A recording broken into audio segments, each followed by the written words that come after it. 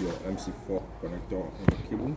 This is a 6mm cable, so I'm putting, like you can see, I just put the negative mc4 out of the mc4.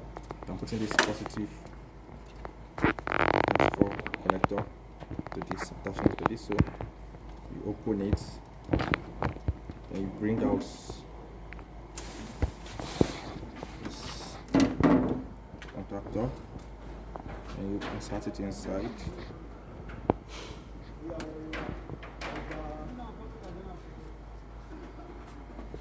So make sure the cable is light enough to enter into this contactor.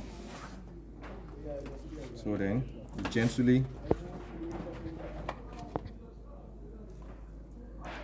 crimp this to this, like this, and crimp the other part like this.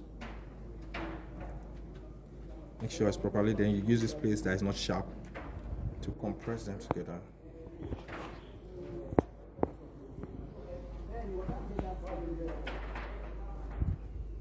See? Make sure you use this place that is not sharp. Don't make use of this place that is sharp.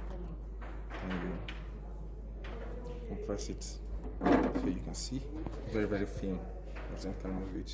You don't need to attach the selector to it. All you need to do is put in your mc4 casing back, connector casing back, and put it like this.